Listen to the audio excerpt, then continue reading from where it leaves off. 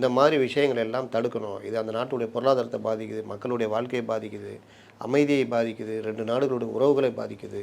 அப்போ இதுக்கு எதிராக ஒரு சட்டம் வேணும் அப்படின்னு கொண்டு வரப்பட்ட சட்டம் தான் இந்த பிஎம்எல்ஏ ஆக்ட்டு.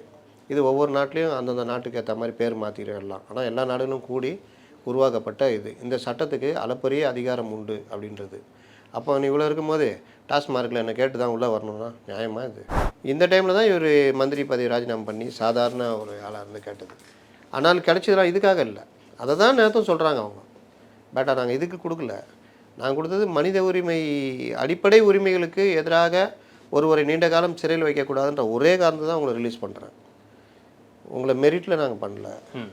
ஜாமீனை ரிவோக் பண்ண மாட்டாங்க. ஆனால் செக்மேட் வச்சுட்டாங்கல்ல, ஜாமீன் நான் தொடரல ராசா, ஆனால் நீங்கள் இது இருக்கணுமான்னு யோசிச்சுக்கோன்ட்டாங்க. ஜாமீன் ரத்து பண்ணணுமா இல்லை நீங்கள் அமைச்சராக இல்லாமல் இருக்கீங்களா, எப்படி முடிவு பண்ணீங்கன்னு. அப்போ அதில் 2ல் ஒரு பதில் சொல்லணும். என்ன பண்ண முடியும்? உயர்நீதிமன்றமே ரத்து பண்ணிடுச்சு விடுவிச்சதை. மறுபடியும் விசாரிங்க அப்படின்னா மறுபடியும் ரத்து நான் சொல்லுவாங்க, போக மாட்டாங்க. அப்போ அந்த உண்மையின் வழி நின்று விசாரிக்கிற மாதிரி ஆகும். அப்போ 2 வருஷம் 3 வருஷம் ஏதாவது கொடுத்தாங்கன்னா அப்போ எம்எல்ஏ பதவி வெளியில் விற்றது.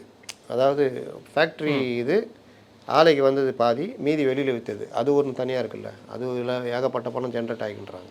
அப்போ இந்த விவகாரம் எல்லாம் இடி கையில் எடுத்து விசாரிக்கவே ஆரம்பிக்கல. அதான் ரைடு வந்து எல்லாம் கைப்பற்றுறாங்க. அப்போ ரைடு வந்ததே தப்புன்னு சொல்லிட்டு போகிறாங்க. ரைடே சட்டவிரோதம். இயற்கையாகவே அவங்க தரப்பு சாட்சிகளை அவங்க இது பண்ண தானே பார்ப்பாங்க. ஆனால் அது வெளியில் வராது, பெருசாக மாறாது, சுப்ரீம் கோர்ட் அளவுக்கு போகாது. சுப்ரீம் கோர்ட் இதை சீரியஸாக பார்க்காதெல்லாம் நினச்சிருக்கலாம். நம்ம தான் பவர்ஃபுல் தானே, ஆட்சி நம்மக்கிட்ட இருக்குது, யார் என்ன பண்ண முடியும்னு. ஆனால் உங்கள் கையில் ஆட்சி இருக்கும் பொழுதே இந்த விஷயத்தை சுப்ரீம் கோர்ட்டு ரொம்ப சீரியஸாக பார்த்துடுச்சின்னு.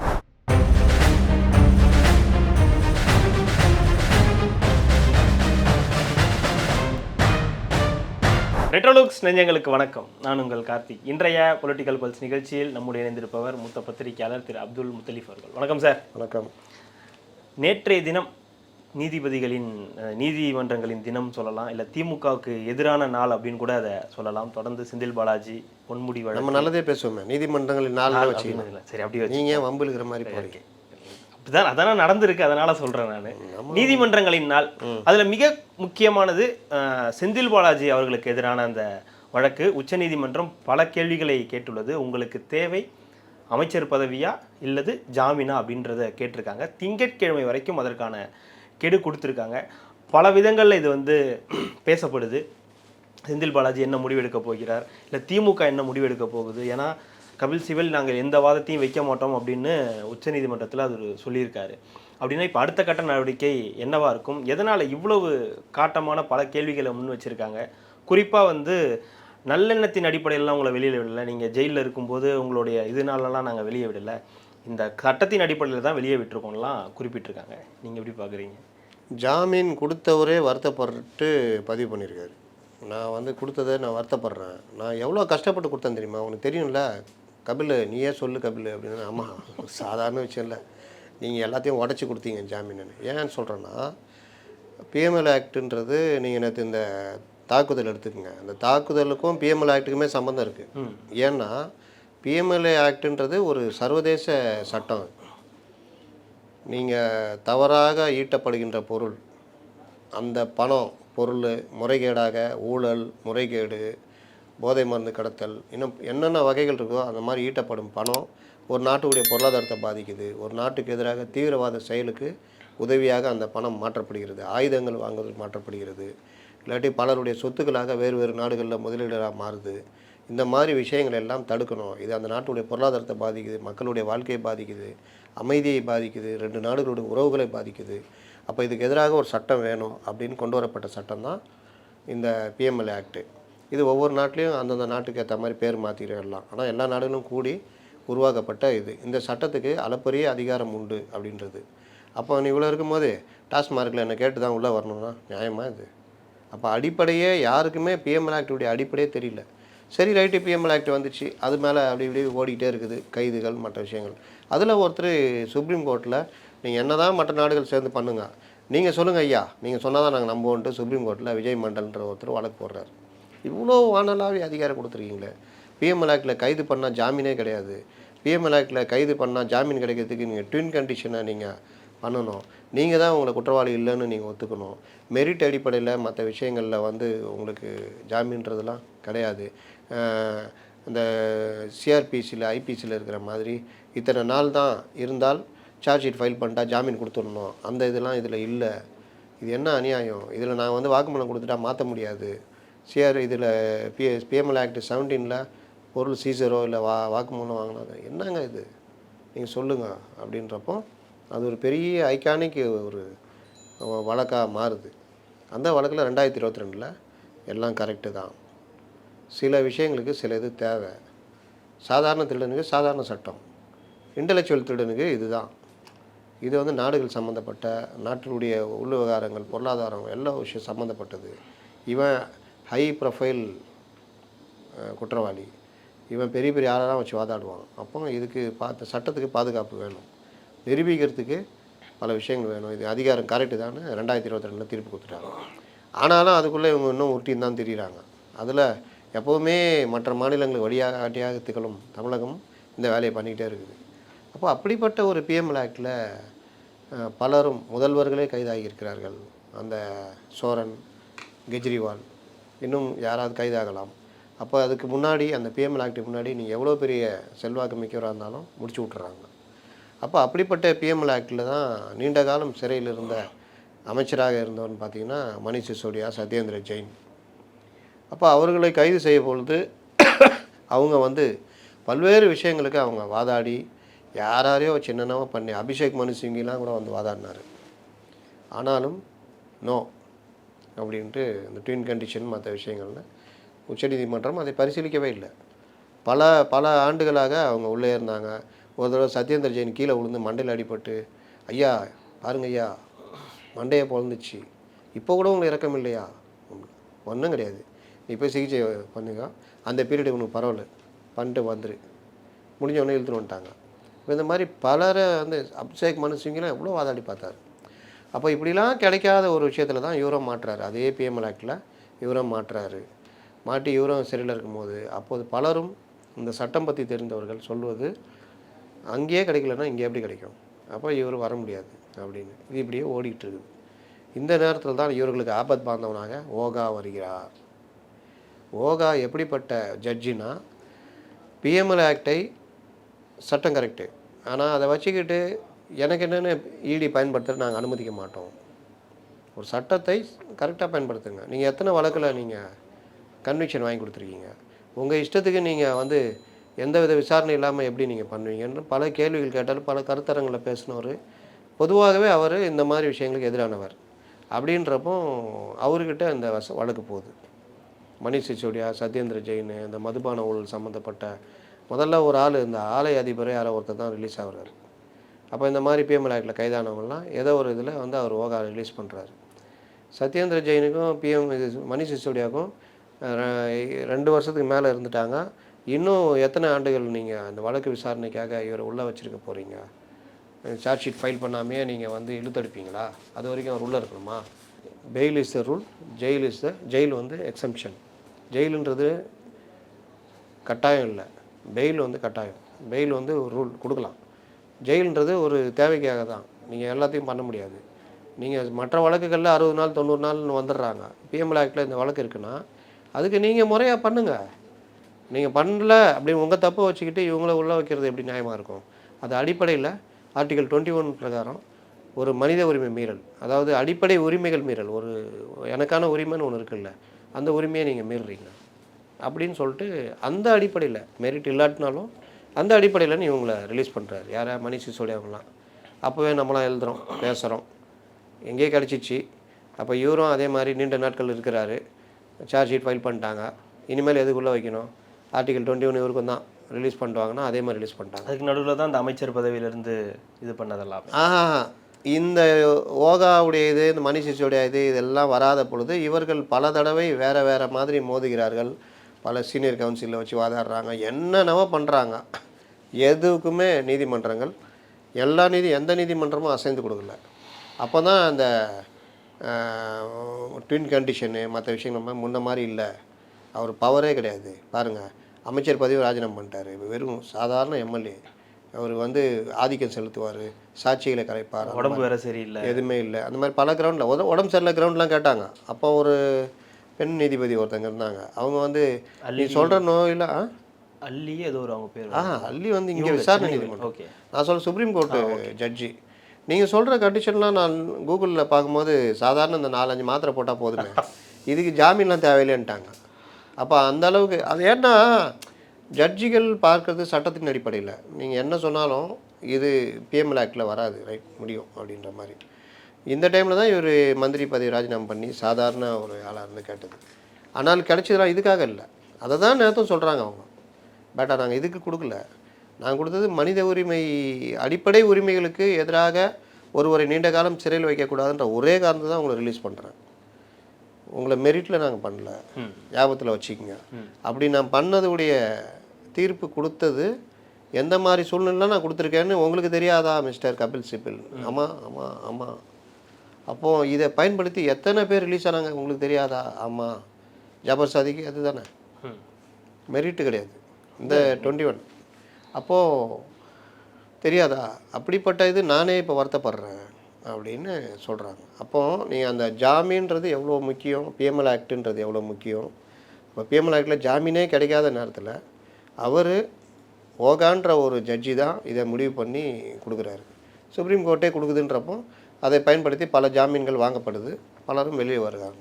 அந்த மாதிரி சுச்சுவேஷன் வரும்போது இவர் அமைச்சர், இவர் வந்து செல்வாக்கு மிக்கவர் அப்படின்லாம் ஆர்கியூமெண்ட் வைக்கும்போது அதெல்லாம் இந்த மாதிரி நடந்தால் எதாவதுனா நீங்கள் வாங்கினா ஜாமீனை கூட நாங்கள் ரத்து பண்ணுறதை பற்றி யோசிச்சு. அவங்க தரப்புலேருந்து சொல்லப்படுற விஷயங்கள், இப்போ திமுக தரப்புலேருந்து சொல்லப்படுற விஷயங்கள் என்னவா இருக்குன்னா, அப்படி எதுவும் நிபந்தனைகள்லாம் விதிக்கலை, அவர் அமைச்சராக கூடாதுன்னெலாம் நிபந்தனைகள்லாம் விதிக்கவே இல்லை, அதில் வந்து சரியாக குறிப்பிடலை அப்படின்லாம் சொல்கிறாங்களே. அவர் அமைச்சர் ஆனதற்கு பிறகு இப்போ உங்கள் உச்சநீதிமன்றம் ஒரு கேள்வி கேட்குது, ஆனால் அவங்க பதவி ஏற்கும்போது அதெல்லாம் ஏற்றுக்கிட்டு தானே இருந்தாங்க அப்படின்ற கேள்வியை முன் வைக்கிறாங்க. அதாவது அமைச்சராக கூடாதுன்னா சொல்லலை. இப்போ இவருக்கு சொன்னாங்க கெஜ்ரிவாலுக்கு செக்ரட்டரி போகக்கூடாது, ஃபைல் பார்க்கக்கூடாது. ஆமாம். ஆனால் முதலமைச்சராக இருந்ததுன்னா எப்படி இருக்க முடியும்? இலையெல்லாம் போட்டுட்டு பேண்ட் போடக்கூடாது, சட்டை போடக்கூடாது, ஆனால் நீ வெளியே போகலான்னா எப்படி? இலையெல்லாம் போட்டுட்டு சோறு சாப்பிடக்கூடாது, சோறு வைக்க மாட்டாங்க, இது வைக்க சாப்பிடக்கூடாதுன்னா அப்போது அவர் தானாக பதவி வேலைக்கு அந்த அம்மா கையில் கூட ஒப்படைச்சார். ஆனால் இவருக்கு அந்த கண்டிஷன்லாம் போடல. ஏன் போடலன்னா இவர் அப்போ சாதாரண எம்எல்ஏ, இவர் போய் அமைச்சராக அதான் சொல்கிறாங்க. நேற்று சொல்கிறார், நாங்கள் ஒன்றும் அமைச்சர்னு எங்கேயும் நாங்கள் ஒன்றும் இது இப்போ சொல்லிக்கிட்டு யார்கிட்டையும் அதிகாரம் பண்ணலையன்றப்போ நாங்கள் நீங்கள் அமைச்சர் ஆகிறதுக்கு அனுமதி கொடுத்து நாங்கள் ஜாமீன் கொடுக்கலையேன்னு கேட்குறோம். நாங்கள் ஒன்றும் சொல்லியே. இப்போது நீங்கள் அமைச்சர் ஆகக்கூடாதுன்னு சொல்லணும்னா அமைச்சர் ஆகணும் நாங்கள் சொல்லியேன்றாங்க அவங்க. அப்போ அமைச்சர் ஆகக்கூடாதுன்னு அவங்க சொல்ல, ரைட்டு உண்மை தான், நீங்கள் அமைச்சர் ஆகுறீங்க, மறுநாளே ஆனீங்கன்னா அதை ஜட்ஜிகள் கவனிப்பாங்கல்ல, நீதிமன்றம் அதை கவனிக்கும்ல. அப்போ செல்வாக்கே இல்லாத ஆள் அப்படின்னு சொல்லி எல்லாரும் பாருங்கள், நான் வெறும் எம்எல்ஏ, செல்வாக்கே கிடையாது, வெளியில் வந்தால் சாட்சியை தொட மாட்டேன் அப்படின்னா ரைட் ஓகே. இல்லைங்க இவர் இந்த மாதிரி கலைப்பார், அதெல்லாம் இல்லைங்க, இவர் நீண்ட நாள் உள்ளே இருக்கார், அதனால் ரிலீஸ் பண்ணுறோம் அப்படின்னு ரிலீஸ் பண்ணுறோம், எந்த கண்டிஷன் போடல. ஜாமீன் இதில் வந்து இந்த மாதிரி சில விஷயங்களை மீறக்கூடாதுன்றாங்க, மீறினா ஜாமீன் இதை ரத்து பண்ணுவோன்றாங்க, சாட்சிகளை கலைக்கூடாது, இந்த மாதிரி சில விஷயங்கள். ஆனால் இவர் மறுநாளே அமைச்சர் ஆகும்போது அவங்களுக்கு சுருக்குன்னு தைக்கும்ல, என்னடா இது நம்ம இப்போ கெஜ்ரிவாலுக்கு போட்ட கண்டிஷன் இங்கேயும் போட்டிருக்கணுமோ அப்படின்னு யோசிச்சிருக்கலாம். சரி ரைட் பார்ப்போம் அப்படின்றப்போ அதுவும் வழக்காக வருது. வழக்காக வந்தால் அவர் சாட்சிகளை கலைக்கிறது வேறு ஏதாவது பண்ணால் நீங்கள் வாங்க, நான் ஜாமீன் பற்றி நான் யோசிக்கிறேன்றாங்க.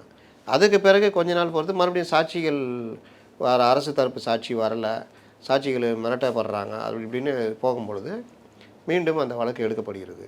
அப்போ தான் ஒரு கேள்வி கேட்குறாங்க, நீங்கள் அமைச்சராக நீடிக்கலாமா முடிவு பண்ணிட்டு சொல்லுங்கன்னு. அதுக்கு பதில் சொல்லலை. பதில் சொல்லாமல் மறுபடியும் போய் ஜட்ஜை உரண்டை எழுக்கிறாங்க.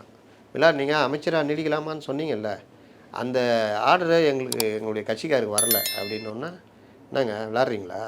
அப்போ நீங்கள் எப்படி வந்தீங்க? நாங்கள் ஒரு ஆர்டர் போடுறோம், அது உங்களுக்கு வரலன்னு. இது எப்படி இருக்குன்னா, நீங்கள் வந்து அந்த லெட்டர் ஒன்று அனுப்பிச்சிங்கல்ல, அந்த லெட்டரே வரல அப்படின்னா, லெட்டரை அனுப்பிச்சது உனக்கு தெரியும்ல அப்போ அப்படின்னு. அப்போ ஆர்டர் போடலன்றது வந்து சொல்கிறதுக்கு மட்டும் உங்களுக்கு எப்படி தெரிஞ்சுது அந்த விஷயம்? இந்த டெக்னிக்கலாக எங்கள்கிட்ட விளையாடாதீங்க, புரியுதா? நாள் தள்ளுறது இந்த வேலைலாம் பண்ணாதீங்க, அடுத்த அந்த 14ஆம் தேதி உங்களுக்கு லாஸ்ட் முடிச்சிட்டுங்க அப்படின்னா. அப்புறம் அன்றைக்கே வந்து ஆர்கியூமெண்ட் அதெல்லாம் ஓடுது. அதில் தான் இவர் ரொம்ப இதாகி க்ளீனாக சொல்லிடுறாரு. அதுக்கு அந்த இதில் ஒரு அஃபிடேவிட் போடுறாரு. சீரியஸாக எடுத்துக்கலையா அவங்க? யார்? செந்தில் பாலாஜி. ஆமாம், இது சீரியஸாக எடுத்துக்கலாம். அதுதான் உண்மை. பார்த்துக்கலாம், சீனியர் கவுன்சிலுங்க இருக்காங்க, கடைசி வரைக்கும் பார்த்துக்கலான்னா அதான் அப்படி சீனியர் கவுன்சில் இருக்காங்க, வாதாடுவாங்க. அந்த வாத திறமை என்ன, ஒன்ஸ் ஜாமீன் கொடுத்துட்டா ஜாமீன் எல்லாம் ரிவோக் பண்ண மாட்டாங்க அப்படின்னு இவங்க நினச்சாங்க. ஜாமீனை ரிவோக் பண்ண மாட்டாங்க, ஆனால் செக்மேட் வச்சுட்டாங்கல்ல. ஜாமீன் நான் தொடரல ராசா, ஆனால் நீ இது இருக்கணுமான்னு யோசிச்சுக்கோன்ட்டாங்க. ஜாமீன் ரத்து பண்ணணுமா இல்லை நீங்கள் அமைச்சராக இல்லாமல் இருக்கீங்களா, எப்படி முடிவு பண்ணீங்கன்னு. அப்போ அதில் ரெண்டில் ஒரு பதில் சொல்லணும், என்ன பண்ண முடியும்? போலிங்கா ஃபீல்டிங்கா அப்படின்னா ரெண்டும் ஒன்று தாங்க நான் சொல்ல முடியும். இல்லை, இப்போ அவருடைய அமைச்சர் பதவியில் அவர் இல்லைன்னா அந்த அதிகாரம் அவருக்கு இல்லைன்ற மாதிரி ஆயிடும். அவர் ஜாமீனில் தான் இருக்கார், வெளியே தானே இருக்கார். ஜாமீனில் இருக்காருங்க. ஜாமீனுடைய அடிப்படை விஷயங்கள் இருக்குல்ல, சாட்சிகளை கலைக்கக்கூடாதுன்னு கோர்ட்டு சொல்லுதுங்க. அவர் ஒன்றும் பண்ணலையேங்க, சாட்சிகளை அவர் கலைக்க மாட்டார், சாட்சிகளே வர விட மாட்டாருங்க அவருன்றார் ஜட்ஜி. அவ்வளோ கோபமாக ரியாக்ட் பண்ண மாட்டாங்க. ஜட்ஜி வந்து அடித்து சொல்கிற மாதிரிலாம் சொல்ல மாட்டாங்க. இடி தரப்புனா சொல்லலாம், ஜட்ஜி எப்படி சொல்லுவாங்க? ஜட்ஜி சொல்கிறாங்க நீங்கள் சாட்சிகளையே கோர்ட்டுக்கு வரவிட மாட்டீங்கன்றாங்க. எவ்வளோ பெரிய இது அது. அப்போ அவங்க அதை மனசார அதை முடிவு வந்துட்டாங்க. அப்போ வந்துட்டால் கோர்ட்டுக்கே வரவிடாத ஒரு சாட்சி எப்படி மிரட்டுவார்ன்ற மாதிரி மைண்ட் செட்டுக்கு வந்துட்டாங்க. அப்போ நீங்கள் மினிஸ்டராக இருக்கிறதுனால தான் இவ்வளோ விஷயமோ. நான் உங்களை மினிஸ்டர் ஆகிறதுக்கு சொல்லியே, நீங்கள் ஒரு எம்எல்ஏவாக இருக்கிறதுனால தானே நான் உங்களை ரிலீஸ் பண்ணேன். மறுநாள் நீங்கள் மினிஸ்டர் ஆகுறீங்களே, அப்போ எங்களுக்கு அதெல்லாம் அதிர்ச்சியாக இருக்குது. ஜாமீன் நான் எப்படிப்பட்ட ஜாமீன் நான் கொடுக்குறேன்? மெரிட்டில் கொடுக்கலையே. நீங்கள் உங்கள் மேலே அநியாயம் நடந்திருக்கு, இவர் வந்து அதுக்கான இதெல்லாம் இல்லை அப்படிலாம் நான் கொடுக்கலையே. அதிக நாள் நீங்கள் சிறையில் இருக்கீங்க, குற்றம் நான் எங்களுக்கும் தெரியும் குற்றம் செஞ்சுருக்கீங்கன்னு. ஆனால் அதிக நாள் சிறையில் வைக்கக்கூடாது ஒரு வரை, இது காரணமாக வச்சுன்றதுக்காக தானே நாங்கள் கொடுக்குறோம். அந்த கொடுத்ததையே நீங்கள் கேலிக்குள்ளாக்கிட்டீங்களே. கொடுத்ததுக்கே நான் வெக்கப்படுகிறேன், வேதனைப்படுகிறேன், துக்கப்படுகிறேன், துயரப்படுகிறேன்னு அவர் சொல்லாதது அடிக்கிட்டார். அவர் இவ்வளோ பட்டு நீ திரும்ப அவ்வளோ பட்டுட்டேன். அப்போ நீங்கள் இப்போ சொல்லுங்கள். அப்போ இவர் கபில் சிபில் விளாட் என்ன நம்ம அடுத்த ஸ்டேட்டில் வேணால் வச்சுக்கலாமா அப்படி டைலூட் பண்ணுறாரு. நோ 1000த்துக்கு மேற்பட்ட சாட்சிகள் அவங்களெல்லாம் அங்கெல்லாம் முடியாது அப்படின்னா அப்போ என்ன பண்ணுறது? அப்போ அவ்வளோதான். ஜாமீன் வேணுமா, அமைச்சர் பதவி வேணுமா, முடிவு பண்ணிட்டு சொல்லுங்கள். அப்போ இவர் கொஞ்சம் என்னவோ பேசிலாம் பார்க்குறாங்க. அப்போ தான் இவங்க இன்னும் கொஞ்சம் அந்த கமெண்ட்ஸ்லாம் கொடுக்குறாங்க. இந்த மாதிரி இப்படி பண்ணீங்க, அப்படி பண்ணீங்க, இது எப்படி நான் ஏற்றுக்க முடியும், எந்த மாதிரி ஒரு சுச்சுவேஷனில் நான் வந்து ஜாமீன் கொடுத்தேன்றதை நினச்சி பார்க்குறேன், அதை வச்சுக்கிட்டு எத்தனை பேர் ஜாமீன் வாங்கினாங்கன்னு நினச்சி பார்க்குறேன். அப்போ அதுமாரி நான் எப்படி அனுமதிக்க முடியும் அப்படின்னு கேட்குறாங்க. இதெல்லாம் அப்படியே வாதங்களாக லைவ்லால் மற்றதில் இருக்குது. இப்போது இந்த நிலை, இந்த ஜாமீனா இல்லை அமைச்சர் பதவியான்ற இடத்துல இருக்கும்போது இவருக்கு உடனடியாக அமைச்சர் பதவி வழங்கினது திராவிட முன்னேற்ற கழகமும் முதலமைச்சர் அவர்களும் தான். இப்போ என்ன மாதிரியான சுச்சுவேஷனில் இருக்காங்க? செக்மேட்டு. அதாவது ஒரு நீங்கள் ராஜா அடிக்கிறது தான் செஸ்ஸுடைய அடிப்படை. வந்து ராஜாவை வீழ்த்திட்டிங்கன்னா ரெண்டாவது ஆட்டத்தில் நீங்கள் ராஜாவுக்கு செக்மேட் வச்சிட்டிங்கன்னா ராஜாவால் தப்பிக்கவே முடியலன்னா அதோட ஆட்டம் முடிஞ்சது. அப்போ நீங்கள் ராஜாவை குறி வச்சு போகும் பொழுது ராஜாவுக்கு பக்க துணையாக ராணி, யானை, மற்ற இதெல்லாம் வரும். இதில் பெரிய பவர் வந்து குயின். அப்போ நீங்கள் செஸ் விளாட்னீங்கன்னா உங்களுக்கு தெரியும் எப்படி ஆடுவோன்னா, ராஜாவை குறி வச்சுக்கிட்டு ராஜாவை செக்கு வச்சு ராஜா தப்பிக்கிறதுக்காக அவர் வேறு வழி இல்லாமல் தப்பிக்கிறதுக்கு நகரணும். அப்போது ராணியை தட்டுற வேலையை பண்ணுவோம் ஒரே டைமில் 2 இது. அப்போ குறி வச்சவரை ராணி தட்டலாம். அப்போ அது தட்டாமல் இருக்கிறதுக்கு ஒரு பாதுகாப்புக்கு ஒன்று வச்சுருப்போம். இந்த மாதிரி வைக்கும் பொழுது ராஜா வேறு வழி இல்லாமல் ராஜா நகர்வார், ராணியை தட்டுவோம். இல்லையா, ராஜாவை காப்பாற்றணும், இது செக்கு வச்சுருக்கு, எப்படி இருந்தாலும் நம்ம ராஜா நகர்ந்தால் இது அடிச்சிடும், அதுக்கு பதிலாக இதையே அடிச்சிட்டா அப்படின்னு ராணியை வச்சு இந்த மந்திரியோ எதிர்த்தரப்பு மந்திரியோ யானையோ அடித்தா இங்கே பாதுகாப்பு இருக்குல்ல, இது வந்து ராணி அடிச்சிடும். இங்கே 1 நஷ்டம், அங்கே 2 நஷ்டமாக போயிடும். அப்போது ராஜாவுடைய முக்கியமான கையை உடைச்ச மாதிரி. இப்போ அப்படி தான் உனக்கு ராஜாவுக்கு செக்கு, ராஜா வந்து ஜாமீன், ராணி வந்து அமைச்சர் பதவி, எது வேணும்? ராஜாவை தான் காப்பாற்றி ஆகணும், வெளியில் இருக்கிறது தான் முக்கியம். அப்போ ராணியை பலி கொடுக்கணும். கிட்டத்தட்ட அமைச்சர் பதவியை வேற என்ன திறந்தே ஆகணும். நீங்கள் லாஸ்ட் எண்டு உச்சநீதிமன்றம் அவங்க தான் ஜாமீன் கொடுத்தவங்க தான் உங்களுக்கு ஆர்டர் போட்டிருக்காங்க. அதை மீறி வேறு இது கிடையாது. நீங்கள் போயிட்டு சிஜே பெஞ்சுக்கு போவீங்களா, இந்த இதில் இவர் வந்து அநியாயம் பண்ணுறார் மயிலாட், இந்த மாதிரி செக்மேட் வைக்கிறாரு அப்படின்லாம் போக முடியாது. அவங்க என்ன சொல்லுவாங்க, அங்கே என்ன சொல்கிறாங்க அதை செய்யுங்கன்னுவாங்க. அதனால் வேறு ஏதாவது இருக்கான்னு ஏதாவது சட்ட நுணுக்கங்கள் இருக்கா, வேறு ஏதாவது பண்ண முடியுமான்றதுக்கு தான் அந்த இது ஒன்றே ஒன்று தான் நடக்கும். இனிமேல் இப்படி நடக்காதீங்க, போங்க அப்படின்னு ஜட்ஜி மனசு மாறினா உண்டு. அதுக்கான வாய்ப்பு இருக்கா? ஏன்னா இப்போ திங்கக்கிழமை வரைக்கும் பதிலளிக்க தானே சொல்லிடுறோம், நம்ம சொல்ல முடியாது. ஏதாவது ஒரு முடிவு எடுங்க தானே சொல்லிடுறோம். ஆமாம், அதனால் வாய்ப்பு கம்மி. முடிவெடுத்து சொல்லுங்கள் அப்படின்னா வாய்ப்பு கம்மி. 99% வாய்ப்பு கம்மி. அந்த 1% ஜட்ஜை இது பண்ணி கையில் காலில் விழுந்து ஏதோ பண்ணி சரி போய் தொலை அடுத்த தடவை கிடையாது அப்படின்ற மாதிரி பண்ணால் அதுக்கான முயற்சிகளுக்கு வேணால் அந்த 2-3 நாள் பயன்படும். அது ஓகா அப்படிப்பட்ட ஆள் கிடையாது. அவர் ரொம்ப இதுக்கப்புறம் தான் இந்த முடிவுக்கு வந்திருக்காரு. கரெக்டாக போட்டு லாக் பண்ணி விட்டார். அதனால் அநேகமாக அமைச்சரவை மாற்றங்கள் திங்கட்கிழமை நடக்கலாம். பொன்முடி பொன்முடி அவர் மேலே நீதிமன்றமே அவ்வளோ கடுமை காமிச்சு ஏன் காவல்துறை நடவடிக்கை எடுக்கல அப்படி இப்படின்னு கேட்கும்போது இவங்களுக்கும் பொன்முடி ஒரு பிரச்சனையாகவே இருக்கார். அவரை இழப்பதற்காக இவங்களுக்கு ஒன்றும் பிரச்சனை இல்லையா. அங்கே தான் அடுத்தடுத்த ஆளுங்க வந்துட்டாங்களே. லக்ஷ்மணன் வந்துட்டார், வன்னியர் சமூகத்திலேயே வந்துட்டார், வெயிட்டான ஆள். இன்னும் பலர் இருக்காங்க, பக்கத்து மாவட்டங்கள்லாம் இருக்காப்புல, வேலு எல்லாம் இருக்காங்க. அதனால் பார்த்துக்கலாம் அப்படின்னு முடிவு எடுத்தாங்கன்னா நீங்கள் வேணால் ஒதுங்கிங்க, வர தேர்தலில் இவருக்கு உங்கள் சன்னுக்கு நாங்கள் சீட்டு கொடுத்துட்றோம். எப்படி பார்த்தா துரைமுருகன் வழக்கம் கூட தான் அவருக்கும் அதான் சொல்லுவாங்க, உங்கள் சன்னை பார்த்துக்கிறோம், நீங்கள் இது பண்ணீங்க. துரைமுருகன் வழக்கு 6 மாதங்களுக்குள்ளே விசாரிக்கணும்னா பொன்முடி வழக்கில் உயர்நீதிமன்றம் நீ பண்ணதெல்லாம் தப்பு, கரெக்டாக விசாரித்து சொல்லுங்கள் அப்படின்னா கரெக்டாக தானே விசாரிக்கணும். அந்த மாதிரி தானே போய் நெருக்கடி வந்துடும். இந்த விசாரணை நீதிமன்றம் எப்படி வந்துடும், உயர்நீதிமன்றமே ரத்து பண்ணிடுச்சு விடுவிச்சதை, மறுபடியும் விசாரிங்க அப்படின்னா மறுபடியும் ரத்து நான் சொல்லுவாங்க, போக மாட்டாங்க. அப்போ அந்த உண்மையின் வழி நின்று விசாரிக்கிற மாதிரி ஆகும். அப்போ 2 வருஷம் 3 வருஷம் ஏதாவது கொடுத்தாங்கன்னா அப்போ எம்எல்ஏ பதவி போயிடும், மந்திரி பதவியும் போகும். மறுபடியும் அதே தான் பரமபதம் தான், நம்ம இவரை மாதிரி பொன்முடி மாதிரி போயிட்டு வரணும். இல்லை, இதே செந்தில் பாலாஜி அவர்கள் வழக்கு தான் நம்ம சென்னை உயர்நீதிமன்றத்தில் வந்து டாஸ்மாக் நிறுவனம் சம்மந்தமானது. அதுலேயுமே வந்து இவங்களுக்கு எதிரான ஒரு தீர்ப்பு தள்ளுபடி பண்ணப்பட்டிருக்கு.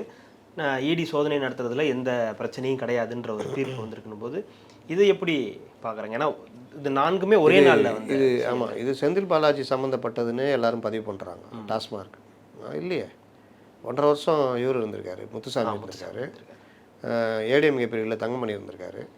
மொத்தமாக பார்க்க வேண்டிய 46 வழக்குன்றாங்க. ஆனால் இவங்க சொல்கிற அந்த ப்ரெஸ் ரிலீஸில் சொன்ன விஷயங்கள் எல்லாமே இந்த கவர்மெண்ட்டில் நடந்தது மாதிரி தான் நமக்கு தெரியுது.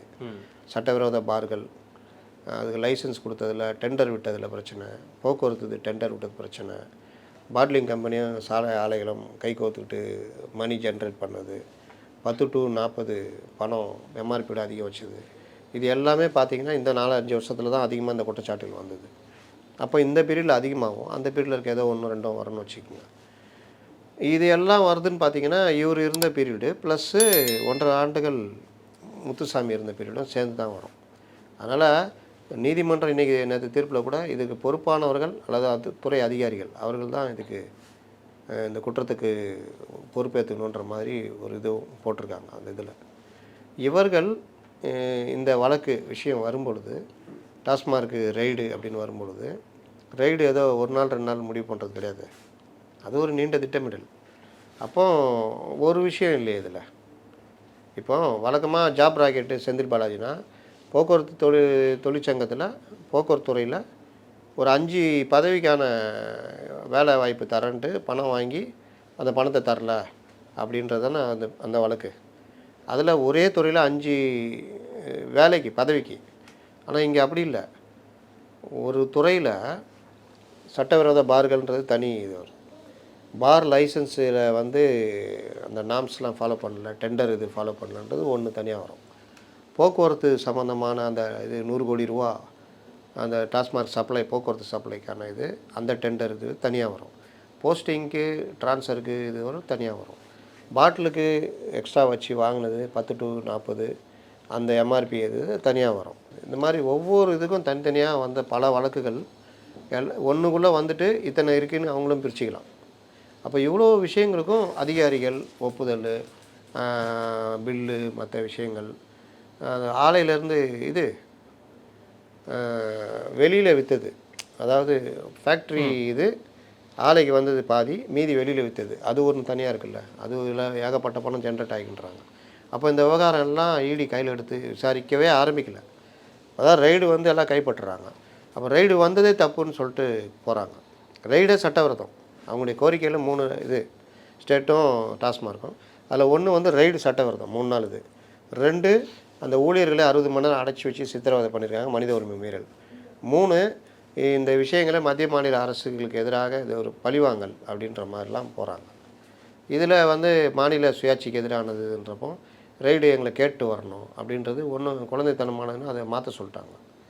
அப்புறம் ரைடு சட்டவிரோதம்னு அறிவிக்கணும், இந்த இதெல்லாம் திருப்பி தரணும், அந்த பஞ்சநாமாவில் கைப்பற்றினது எல்லாமேன்றது ஏற்றுக்க முடியாது. அது பிஎம்எல் ஆக்டில் கரெக்டாக தான் பண்ணியிருக்காங்கன்னு ஜட்ஜி சொல்லிட்டாங்க.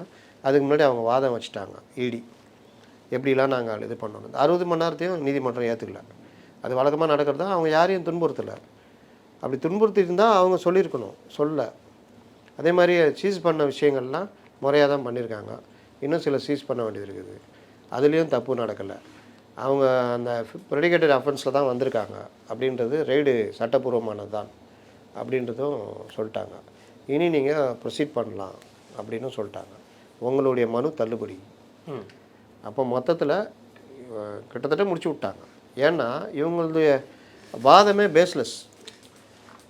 ஒரு ஐடி ரைடு வச்சுக்கோங்க, இடியை விட்டுருங்க, ஒரு வருமான வரித்துறை ரைடு ஒரு நகை நிறுவனத்து மேலே போகுது. அந்த நிறுவனம் போயிட்டு இந்த ரைடே சட்டவிரோதம்னு சொல்லுங்கன்னா எப்படி? அது அந்த ரைடில் எடுத்து இல்லை வந்தப்போ ஏதாவது தப்பாக எடுத்து அதில் தப்பாக காமிக்கிறாங்க, இல்லை பணம் கேட்டு மிரட்டுறாங்க, இல்லை நாங்கள் இதெல்லாம் கரெக்டாக வச்சுருக்கோம், இது ரைடு முதல்ல இடி ரைடு என்ன வரும், இது ஐடி ரைடு எவ்வளோ சட்டத்துக்கு புறம்பாக நீங்கள் எங்களுக்கு தாக்கல் பண்ண அந்த வருமான வரி தாக்கல் இதுக்கும் நீங்கள் சொல்கிறதுக்கும் வித்தியாசம் இருக்குது. இதுக்கு என்ன சொல்ல போகிறீங்க? அவ்வளோதான் ஐடி உடையது. இதுவே சட்டவிரோதம்னு சொல்ல முடியாது. அப்போ இதுக்கு 2 செட்டில்மெண்ட் இருக்குது. ஒரு அமிக்கபிள் செட்டில்மெண்ட் ஒன்று இருக்கும், அதுக்கு ஃபைன் போடாமல் இந்த இதை நாங்கள் கட்டிடுறோம் அப்படின்றது ஒரு மாதிரி செட்டில் பண்ணுவாங்க.